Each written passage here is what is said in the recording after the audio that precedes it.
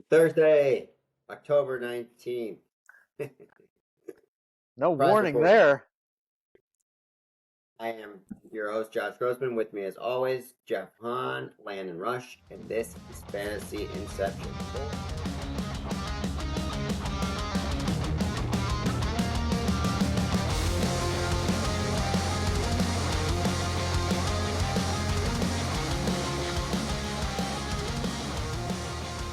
Boys, how's it going? Sleepy, but good. It's late. All right, so it's been, as with last time, a couple weeks, so we're going to sort of recap a little bit. The last 2 weeks, we'll go each manager one at a time, starting with first place Bryden, and then we'll do Hahndо's Huddle, Jeff, right? And then we'll quickly look at week 7 matchups. All right, let's start with Bryden. He is 6-0, unfortunately. Even without Jefferson, he's still scoring very high amounts of points behind Mostert and Thielen. Jeff, Carolina is going to make a change in who is calling plays. Do you think this affects Thielen's fantasy output at all? I don't think so. I mean, Bryce Young clearly trusts Thielen at this point. There's really not much else in Carolina to trust. So, Carolina isn't great, as we all know, and so we'll likely see them needing to continue to throw the ball as they'll be down in a lot of games going forward. You look at last week when they even had a 14-point lead against the Dolphins. So I think Thielen remains the guy by default. I agree. Landon, I agree. This point, good. Wasn't asking. At this point, I don't see how Bryden's team really loses. So walk me through how he doesn't just win it all. Yeah, the only way really would be injuries, I think. And I mean, he did lose Jefferson this past week. It didn't hurt him in the point total. But I mean, that's obviously a huge piece to lose. Arguably the best receiver in the league. And as you've experienced, Grossman, I mean, you lost 3 players this past week. So it can happen to any team at any point. And then the playoffs, it's just one game. Anything can happen on a week, and you can have a down week and he can be done. So, but he definitely seems to be the favorite to take the title at this point. He beats me. Straight up. Pay him. Pay that man his money. Yep. All right. Looking at second place, Landon, that would be you, 5-1. Jeff, Landon made a trade earlier this week. Do you want to give me your thoughts on the trade? Landon, can you just recap what the trade was? Sure. I got rid of Keenan Allen and Dameon Pierce and received Derrick Henry and Jacoby Myers. Okay, well, I guess I'll apologize in advance because I don't think Landon's going to love my response here, but this is where I see this trade. So personally, I don't love it. I expressed that I think during a little text chain after that the trade was made, and Landon made this move because he thought he was struggling at running back, but really the reality is if you don't have CMC, Mostert, Achane, ETN, running back is struggling for everybody in general. So, I don't think with the guys that he had on his team, Dameon Pierce and who else did you have? Rashad White. I don't think it was that bad, all things considered, compared to the landscape of RB. Currently, Derrick Henry is averaging a career low of 3.7 yards per carry in this season. His usage is the least since 2018. Pierce continues to kind of jump into this role. He's getting 50% of the snaps currently, and so he's also started to take the 2-minute drill work away from Derrick Henry, which he's always kind of had in the past. The other side of this, Jacoby Myers has been great this season, but I'm not sure it continues, especially with Jimmy G now being out. And Devontae Adams is clearly mad, angry with the situation there. The last 2 weeks he had 9 targets in the last 2 games, so he's been complaining a lot about that. So I would think they'll look to get him even more involved, being the guy there in Vegas, and then meanwhile Keenan Allen, he's been great, and we know that his weekly floor is probably 12 to 15 points. So I think that was maybe a downgrade from to Jacoby Myers. And then finally, Pierce has averaged 20 touches over the last 3 weeks in the backfield. So I just think that I guess there is some concern with maybe Singletary outproducing him last week, but I still think Pierce is better, and the cream will rise to the top there. So he'll continue to kind of take charge of that backfield. That's just how I see this trade playing out. Yeah, I don't care for that answer. I didn't think you would. Yeah, I mean, I felt I needed an RB2. I mean, Kamara's my RB1. He's doing okay, but just from volume. But yeah, I mean, I was not happy at all with my RB2. I disagree. I don't think Dameon Pierce has been very good this year. I have Zach Moss, and that's seemingly going JT's way shortly. Rashad White is disgusting. So, did Grossman just say something? I didn't hear. He did, but I don't think we heard it. I didn't hear what you said. I said he's not even on your team. Oh, not anymore. Yeah, not anymore because cut him.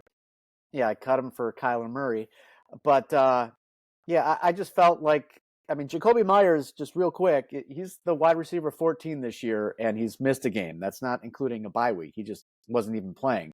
So he's borderline a wide receiver 1. So I don't think that's that big of a downgrade from Keenan Allen.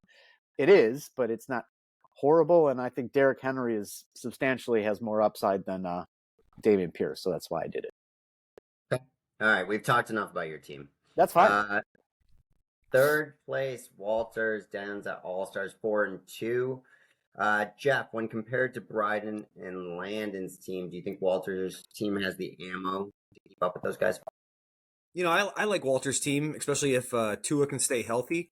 I certainly think he can compete. I mean, having Herbert and Tua is a fantastic 1-2 and a super flex.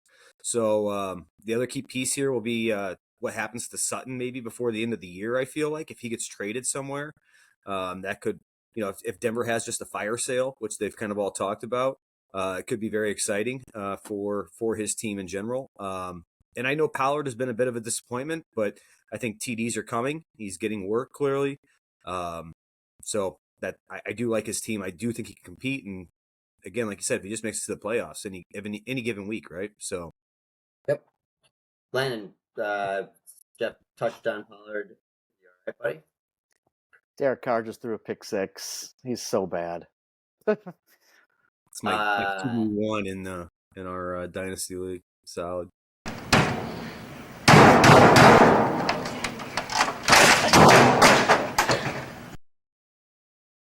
Jeff touched on Pollard, and he's been a bit disappointing for what everyone was expected with him being the RB1 in Dallas this year. Do you think he turns it around? Was that to me or Geoff? It's to you. Oh, I'm sorry. I think I hope he will. I own him in my other league, but yeah, he's been very disappointing this year. For his, the hope was there. Zeke was gone. He was going to just take this massive step, especially as how good as he was last year, and it's not happening. But hopefully that will change. I don't have any stats in front of me to see what's going on there, but my gut is saying it will be better.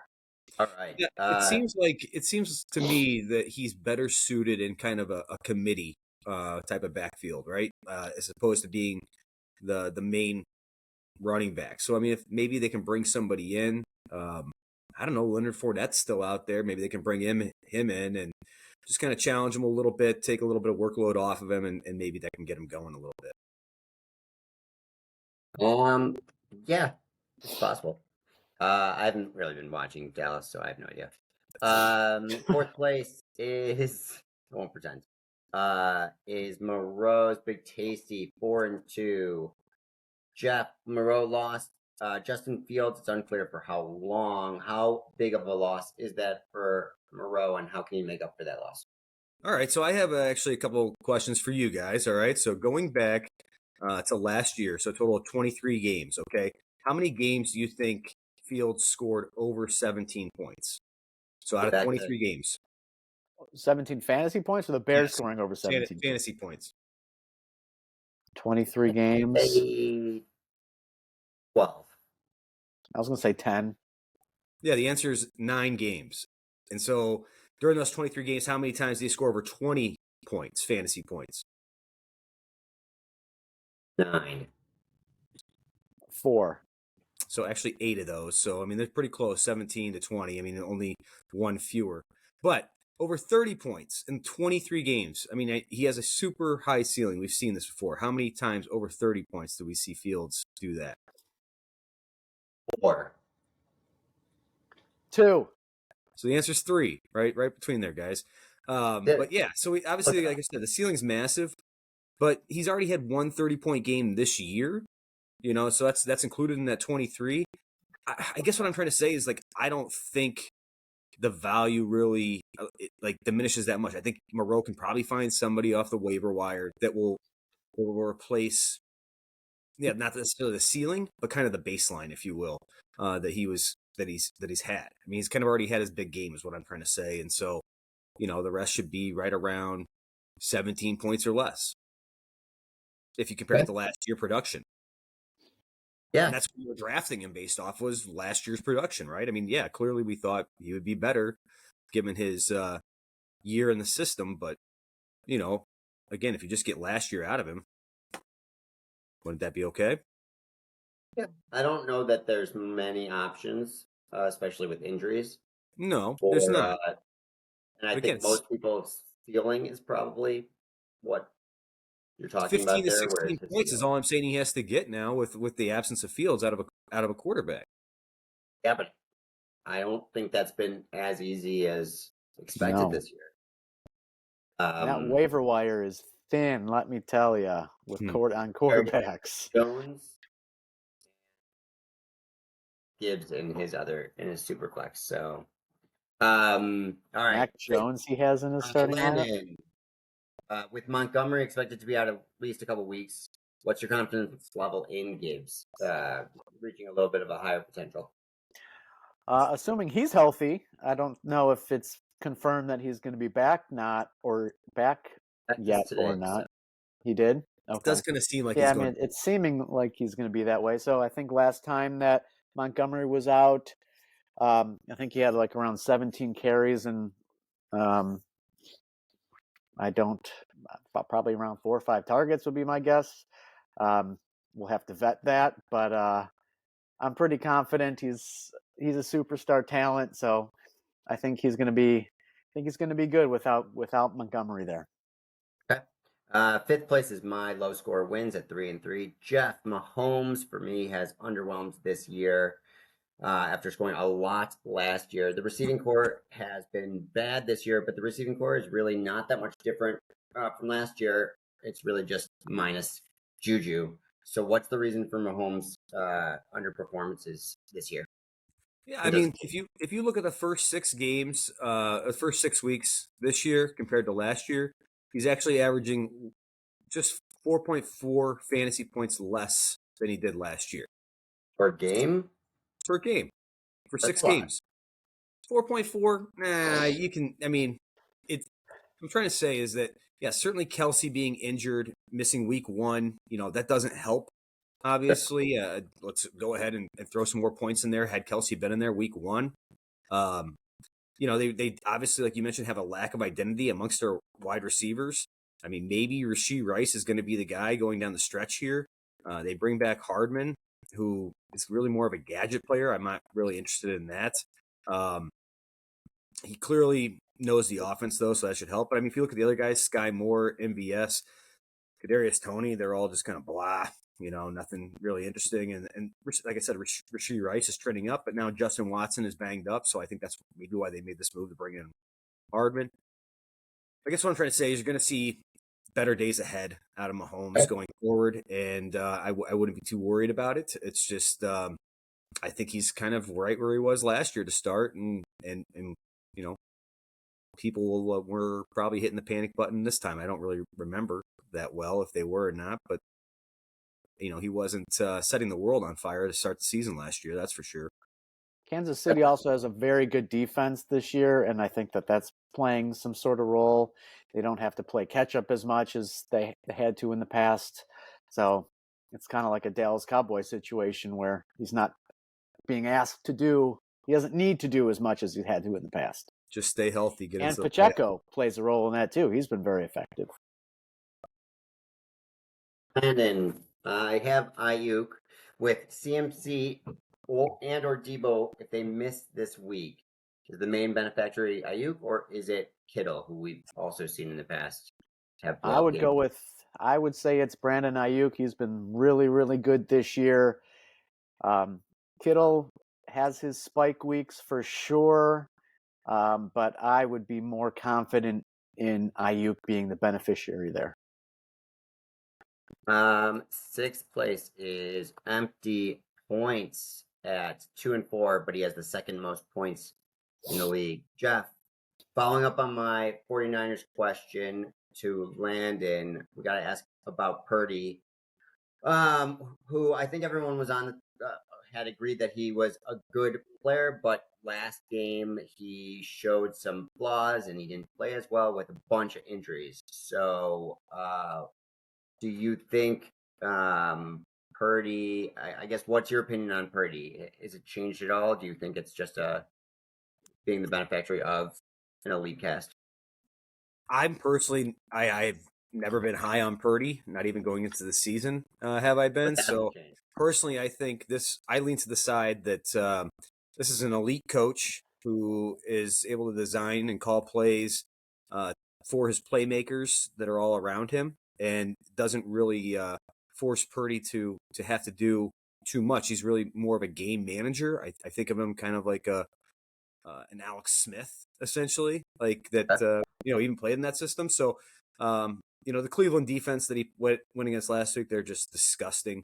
Only allowing 7 catches per game, which is just crazy. So, Really, I'm not impressed with Purdy's mechanics. I think he gets bailed out a lot of times by the athleticism of the players around him, making plays on the ball. So that's where I stand with that. Okay. Landon, Bino has Kenneth Walker. I think everyone was a little scared with Seattle using their second round pick to get Charbonnet, and that he would take a decent portion of Walker's workload. Have you seen that happen at all? And if it hasn't happened yet, do you see it coming in the future? no, I think he's just going to maintain a stranglehold on this backfield. Yeah, I don't know what Bino paid for Walker, but I'm sure it was quite a value, and that's looking like one of the better steals of the draft. And Travis Etienne is kind of the same way with Tank Bigsby coming in. People were a little bit scared of that, and Etienne is just also taking over that backfield. So those were two tremendous values throughout the draft. Seventh place is our producer Chris Rowlands at 2-4. Chris got Barkley back from his, I think it was 3 games that he missed with an injury. Can Barkley succeed with the Giants being as bad as a team as they are? I don't think so. And, they're just decimated on the offensive line, and now they're losing. I think today they came out and said another offensive lineman, Shane Lemieux, tore his biceps. So he's done for the season. He's on IR. I don't see how this gets any better for the Giants, even with Saquon in there. Daniel Jones is obviously battling a neck injury, so he hasn't looked great this year. These defenses are just going to stack the box, I think, against them and force Daniel Jones to throw, and it hasn't been great. So I'm not confident in Barkley. Landon, Lamar has also not played to the level that I think we all hoped with the new OC and some new toys. Do you see that changing in the near future? Unfortunately, I don't. But possibly when Derrick Henry gets traded to the Ravens, that may open up the offense a little bit. So that would be nice if that happened. But yeah, he has not looked good. There's a lot of hype around that whole team with what's his name, Monken, coming to the Ravens to be the OC, and maybe it's a new system. It takes some time to get used to, but we're already in coming up on week 7, so something needs to happen pretty quick. But I unfortunately don't see it happening. Place. Fenders playoffs, 2-4. Jeff, Devonta Smith has disappointed since week 2. Last year, the team was able to support 2 high-end fantasy receivers. What's changed this year? There's only one answer here, and it's the offensive coordinator. Shane Steichen is no longer in Philadelphia. He's obviously the coach now of the Indianapolis Colts. Their current offensive coordinator is being criticized for being a little bit more conservative, but that is the answer right there. Okay. Landon Fender seems to be playing matchups in week 6 when he sat Derrick Henry for Mixon and Pacheco. It was the wrong move, but it didn't hurt Fender too much. Is Henry a must start? I think I must have come up with this question before you guys made. I hope so. We'll skip that question. We don't need to talk about Fender anymore. I guess I should have made sure my questions were updated. Not many trades usually happen in our league, so I can't blame you. I know, right? I wasn't expecting anything. 9th place, BJV, 2-4. Landon, we'll start with you. Kirk Cousins put up a fantasy stinker without Jefferson. Does this continue until Jefferson comes back, or was it just a one-time bad game for Cousins? I think it's going to continue. I mean, he had a really good matchup against the Bears and couldn't come through with a good day. But losing Jefferson, I mean, we talked about it with Bryden's team a little bit. I mean, that's just a huge blow to an offense. And I don't think he can, he's not going to reach the same levels that he was at when Jefferson was in the lineup. Jeff, T. Higgins has also been bad. At what point should BJV consider cutting him, if at all? I don't think you can cut this guy. I mean, the guy's had 1,000+ yards in his previous 2 seasons. So, again, I don't think you just go outright and just cut him. But I'd certainly say he's probably a good buy low candidate for anybody else out there. Okay. Maybe BJB could look to package him and trade one of his RBs to elevate his wide receiver room. Like, and last place, our very own. I'd probably take a chance on T. Higgins, I guess, is what I'm saying. Yeah. BJV, if you watch one episode, maybe this is the one. Give me an RB. I don't think he's watching. Last place, touchdown my pants at 0-6. Jeff, in week 6, you finally got good production out of Stevenson and Lamb. Solid week. Only to see Russell Wilson fail you. When do you think you'll get your first win? Is it going to be this week? I don't think so. Going against a pretty good team here. I don't know. I didn't like. I honestly, I looked ahead in this, and I looked like, okay, maybe the bye weeks will somehow there'll be a team that I'm playing that has like 4 guys on bye. Nothing like that. I'm actually the one that has something like that, where both my QBs are on a bye in the same week. So, it's going to be a long road. I honestly don't know if I'm able to squeak out a win for. I'm gonna try. We'll see. I mean, I'm excited about the pickup of Zach Evans that I got off of waiver wires. I think he's certainly going to help the RB situation since I lost Chubb. So I'm going to have him at least for 4 weeks here, and given the injuries to the Rams running backs. I don't know. We'll see. I could have probably used a little bit more out of Lawrence today. He's not doing much. Well, New Orleans defense is really good. Landon, Lawrence has been half of it is. Has been a huge disappointment. Do you expect that? A lot of my questions are just, do you expect that to change? Do you expect that to change? I think everyone was hyped up that he played so well at the end of last year, and he's just kind of been middling this year. So, yeah, I think I hope it gets better for him. I am a dynasty owner of Trevor Lawrence, so I was also getting into the hype that he was going to take that next step, which he hasn't. But I mean, they're winning. What are they, 4-2 this year? And they're probably going to win this week and be 5-2. So I mean, it's working. It's just he's not turning out to be the fantasy superstar that we were kind of hoping for. But he's still young. Hopefully, he gets better. So there's hope for sure. Okay. 9.7 points this week. I mean, no touchdowns. Come on. Better than Derek Carr. Yeah, it's true. So let's do your Hahndo Huddle. Yeah. All right. Oh, Looking at his rushing yards, he's got 35 tonight, which has been good. I don't know. I think that's what he's kind of missing, I guess, maybe is what I'm trying to say this season compared to last. I mean, just popping one in there for 6 himself, you know. But anyways.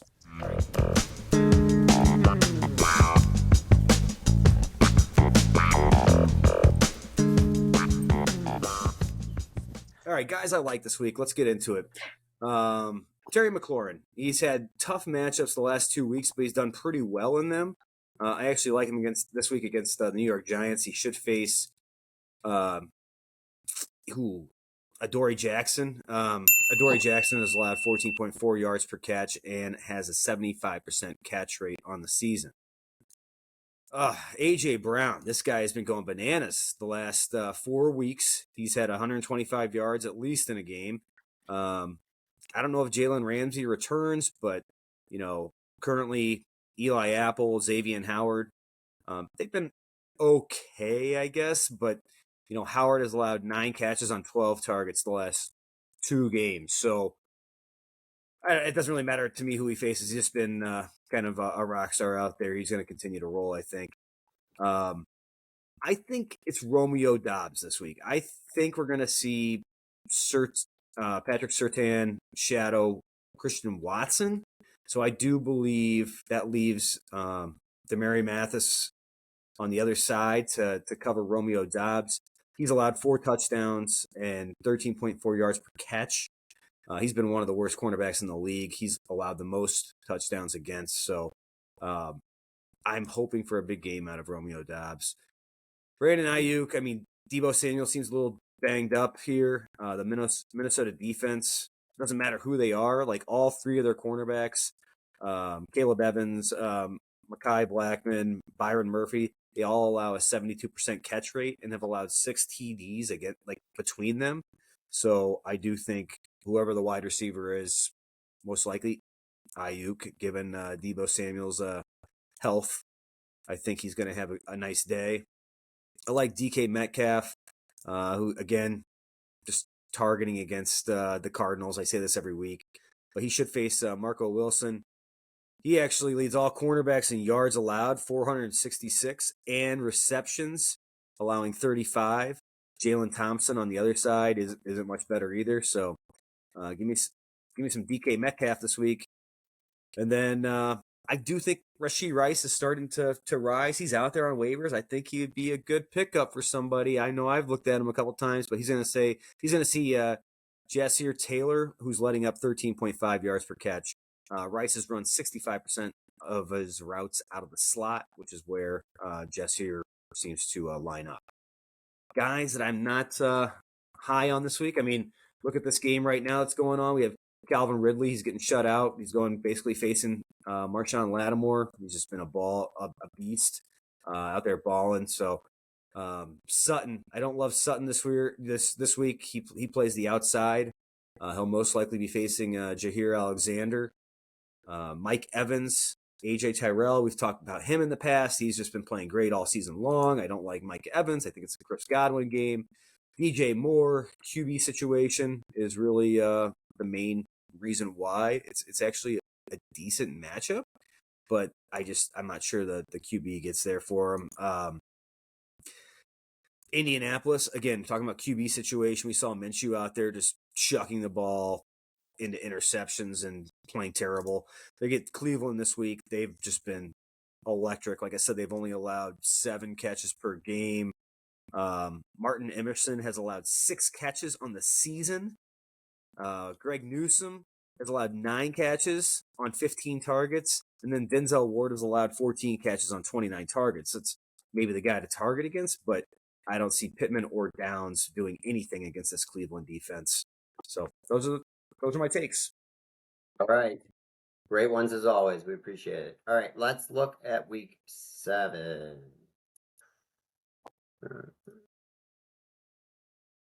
We'll start with our 1 versus 2, Landon Much versus Bryden. It's already started. Landon, for your team, this is maybe a past tense question. Jamal Williams came back for the first week this week. Were you concerned that that would impact Kamara's workload or fantasy output? A little bit. I mean, it's his first game back, so maybe. I just think in general for the season. In general, yeah, yes. I mean, it's just another another guy in the backfield to take some work from him. But I mean, Kamara right now has 10 receptions for 75 yards and 14 rushes. So he's a workhorse. He looks great. It's not his fault. No, but fucking Taysom Hill just runs it in. So fuck my life. I mean, he had a chance there. He had a chance on the goal line. Kamara He got did. stuffed. Yeah, he got stuffed. So you got to change it up, man. You only get so many chances.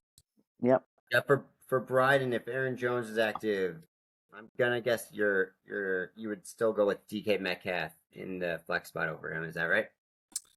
Oh, that's a juicy matchup against Denver, though. I would somehow look to try to get him in there. I mean, could you sit Mostert for Aaron Jones if he's playing, if he's fully healthy? No. I could. No. And that's why you're 0-6. That's not why. Yeah, I would take all right, who wins this one? Not me. Yeah, this I have to lean Bryden on this one. Yep. All right. We just so happen but we have a 3 versus 4. Danza versus Big Tasty. Landon for Moreau. Prescott is on bye. So would you play Mac Jones against Buffalo, or would you pick up Chicago's QB Tyson Bagent against Vegas, or Minshew against Cleveland? Those are some horrible choices. Does he have anyone else? I mean, does he have to play a quarterback in his? Yes. He does. His bench is really empty. Oh my goodness. I would stick with what he has. Bagent, the UDFA, like no way that like this guy's gonna come in his first NFL start and do anything. So isn't he the all-time like college touchdown thrower? I couldn't tell you. It was Division 2. Like he didn't even play Division 1. He played Division 2. So even if he was, like, does it really count? Brandon Moss is gonna get mad at me for that. Jeff, for Walter, if by some chance we get word that CMC is out before the Sunday games, would you play Jordan Mason or stick with Javonte Williams? I like Javonte Williams in the spot. I mean, it's a little scary given kind of what's going on there in the backfield. Who's San Francisco have? I don't even know. Like, I have to look it up. Who do they have, or who are they against? Who are they playing? Yeah, who's San Francisco playing? Minnesota. Yeah. I guess you could roll with Jordan Mason. You could roll with Jordan Mason and be confident. All right. Who wins this one? Danza. Yeah, agreed. 5 versus 7. My team against producer Chris. Landon, for Chris, would you play Marquise Brown against Seattle or Addison against the 49ers? I would go with Marquise Brown versus Seattle. Oof, I don't love that. No, Hahndо's Huddle's disagreeing with me. Maybe I should go the other way. That, but all right, whatever. I'm just for my team. If Watson is out, should I play Dobbs against Seattle or pick up one of those crappy QBs that I mentioned to Landon at the last question? Yeah, I mean Dobbs. I mean, you got to think they're probably going to be playing from behind a little bit, right? So he's going to have to sling it. I mean, that's production. That's That's what we want in fantasy. So All right, who wins this one? I think you're going to take this one, Grossman. I really do. It's going to be a nice week for you. Yeah, I'm gonna go with Grossman. All right, we'll see. I am maybe we'll see. Next one. I don't know if I'll win. Empty points versus You got some questionable guys there, though. I mean, it's just versus it's touchdown. yeah. Landon, for Bino, would you play Flowers versus Detroit or Watson versus Denver? Ooh, I'd go with Watson versus Denver in that one. It's a smart play. It's like the I don't even know what you want to call the play, but it's smart given that I'm going to play Dobbs clearly, like Romeo Dobbs. So take the other side of it. If production's not going one place, it's going the other, and he's gonna. Yep. Jeff, So I'm you hoping for that shadow. Give me that Patrick Surtain shadow. your Zach Evans pickup. There's been a lot of talk about Daryl Henderson and what are the other? Yeah. Are you at all concerned that Evans just takes a backseat to any of those guys?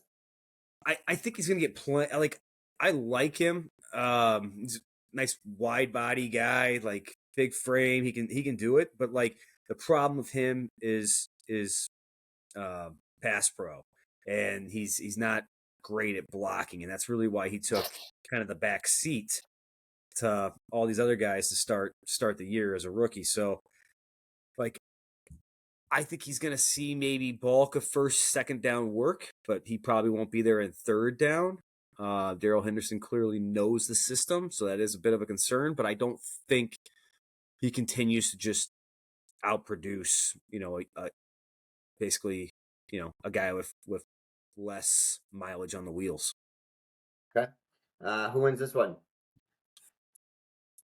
Bino. Do we have to answer it? No, we don't. Last one. Fender versus BJV. Yeah, I'll go Landon, empty points. We're going to get that reverse jinx one of these times. We're going to there hear we it. go. Yeah.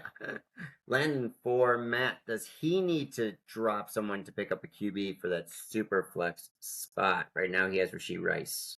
And no Tough one week on to that. do that, though. A lot of guys on bye. I mean, it's just, Hey, Crazy. Jeff, I thought you said Rashee Rice was available. oh, maybe he picked them up. It had to have been. It had to have been today. He did. I think he did make a move. So that's been it. No, I would stick with Rashee Rice. The waiver wire is so thin with quarterbacks. Like you feel pressure to put a quarterback in that spot, and that's understandable. But I think Rashee Rice has a higher ceiling than Possible. Bagent does. I love Rice. I mean, I do. I love him, and I think he's going to be great going forward. Obviously, I drafted him high on Dynasty. I know I got some dirty looks when I did that, some questionable looks, but I'm feeling more and more confident as the weeks go on here. Mahomes clearly trusts him. Like he's out of all their receivers, like especially in the red zone. I mean, besides Kelsey, right? But he's the bigger option of all those guys. But yeah, he did pick him up. It looks like Fender got him off the waiver wire when waivers ran on Tuesday night. So he got him for Yeah, he's definitely got a brighter future than any of those other guys. For Jeff, for BJV's team, there's no real roster decisions here. Is it time for BJV to let go of any of these bench guys? Mayfield, probably not. Akers, Schultz. To trade drop Akers. Akers is nothing. Okay. Who wins this one? Going BJV. Ditto. All right, guys. That does it for give me us. Fender on this one. Let's go, Fender. Right. Do it, bud. Switch it up a little bit. I like you rooting for the underdog. Any last words before we bid adieu? Fuck Derek Carr. All right, guys. I would say, I feel like a lot of people have already given up on the season, and we're only 6 weeks in. But man, this is like it's so early. It's only a third of the way into the season. We've got plenty of time. Look, I'm probably not making the playoffs, But I tell you what, I'm gonna do my damnedest to make sure that one of you fools doesn't either. So, you know, yeah, I like it. I you'll love it. be thanking me later. Well, on the guy on the other side that does get in because I beat one of you fools. So, hey, Great keep it attitude. going. Don't just think you're down and out at this point. Beautiful. Nah, All right. With that, we I'm not trying will to control bid it. you adieu and see you in a week or two. All right, look forward to it. Or 3 weeks. Stop. All right, guys. It's late. It's very late.